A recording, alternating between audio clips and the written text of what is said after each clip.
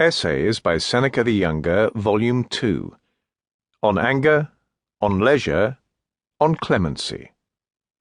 Read by James Cameron Stewart. 8. The best plan is to reject straightway the first incentives to anger, to resist its very beginnings, and to take care not to be betrayed into it. For if once it begins to carry us away, it is hard to get back again into a healthy condition, because reason goes for nothing when once passion has been admitted to the mind, and has by our own free will been given a certain authority. It will for the future do as much as it chooses, not only as much as you will allow it.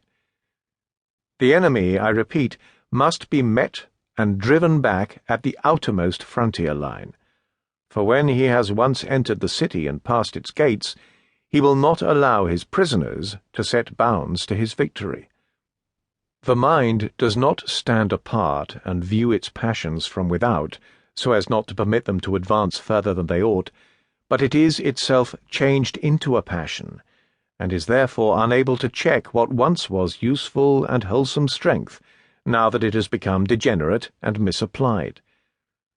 For passion and reason, as I said before, have not distinct and separate provinces, but consist of the changes of the mind itself, for better or for worse. How then can reason recover itself when it is conquered and held down by vices, when it has given way to anger? Or how can it extricate itself from a confused mixture, the greater part of which consists of the lower qualities? But, argues our adversary, some men, when in anger, control themselves. Do they so far control themselves that they do nothing which anger dictates, or somewhat? If they do nothing thereof, it becomes evident that anger is not essential to the conduct of affairs, although your sect advocated it as possessing greater strength than reason. Finally, I ask, is anger stronger or weaker than reason? If stronger, how can reason impose any check upon it, since it is only the less powerful that obey? If weaker, then reason is competent to effect its ends without anger, and does not need the help of a less powerful quality.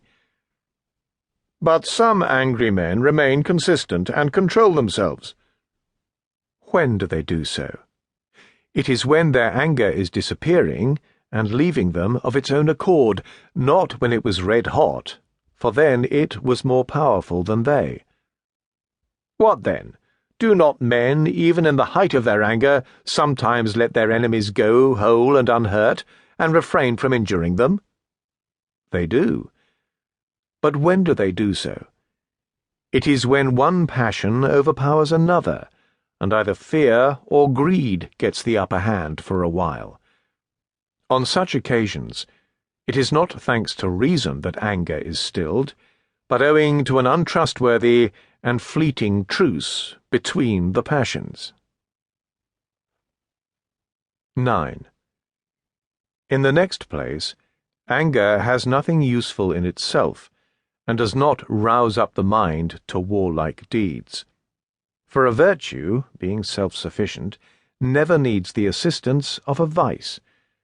Whenever it needs an impetuous effort, it does not become angry, but rises to the occasion, and excites or soothes itself as far as it deems requisite, just as the machines which hurl darts may be twisted to a greater or lesser degree of tension at the manager's pleasure. Anger, says Aristotle, is necessary, nor can any fight be won without it unless it fills the mind and kindles up the spirit. It must, however, be made use of, not as a general, but as a soldier. Now, this is untrue, for if it listens to reason and follows whither reason leads, it is no longer anger, whose characteristic is obstinacy. If, again, it is disobedient, and will not be quiet when ordered, but is carried away by its own wilful and headstrong spirit, it is then as useless an aid to the mind as a soldier who disregards the sounding of the retreat would be to a general. If, therefore, anger allows limits to be imposed upon it, it must be called by some other name and ceases to be anger, which I understand to be unbridled and unmanageable.